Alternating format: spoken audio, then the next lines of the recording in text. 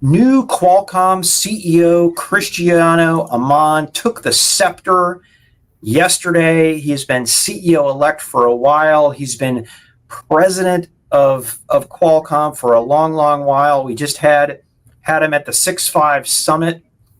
Daniel, what's your take?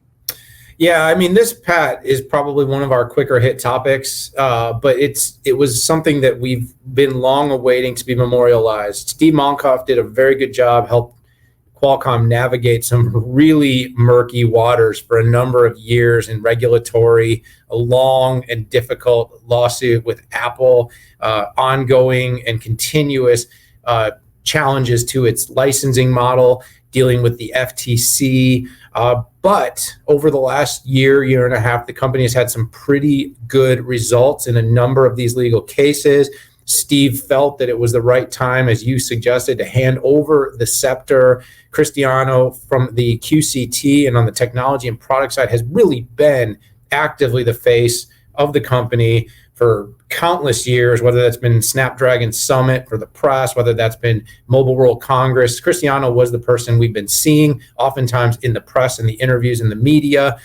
He's very active, very product driven. I think the moment in time to turn directionally from the company that's kind of constantly navigating these legal challenges to a company that's building, innovating, and really focusing on that more is the reason. And of course, I have to imagine Steve was he did a great job.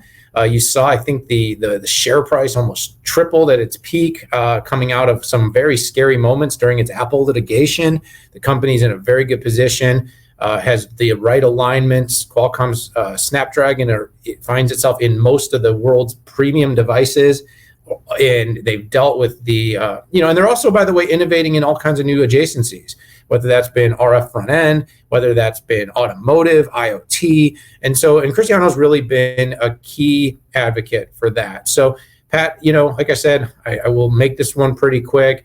I'm really interested. I'm first of all, congratulations, Cristiano. It's been great. We've had you here on the cast a few times. We had you at our summit. We expect and hope that you will come back and you will continue to talk to us now that you're officially memorialized as CEO. We'll be even more excited to have you here. But I'm interested in seeing the direction of the company. I'm interested in seeing what sort of different feel the company gives off in the press and the media with its upcoming announcements. But I expect a successful tenure from someone who's been very well primed to take this role.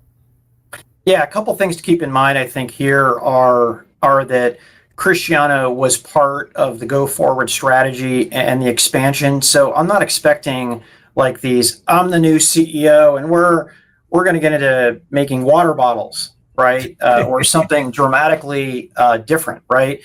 Cristiano was the guy on stage talking about the expansion into automotive, talking ORAN and the edge, AI inference at the data center and at the edge. And a lot of the RF portions of the business, where Qualcomm is now the number one smartphone RF vendor, which is like, oh my gosh, that happened quickly.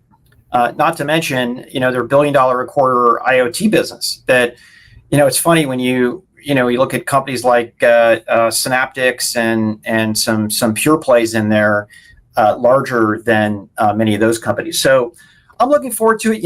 He does have an absolutely different style, and I'm always fascinated to see how companies react to it. Right? I think there will be some people who will leave that don't like that style, and it will attract other people that absolutely love that style. Cristiano, I think of something that would characterize him after getting to know him so well. It's like he's a pirate, right? I mean, he is literally at the helm. I love the words you use, because he is literally on the pirate ship, and I am super excited to see some of the incremental moves that he's going to make. He's super passionate about the PC space as well. And you know what? We need more competition in the PC space, right? AMD plus Intel is 99.9% market share, and we need some changes there, because most healthy markets have three people in there.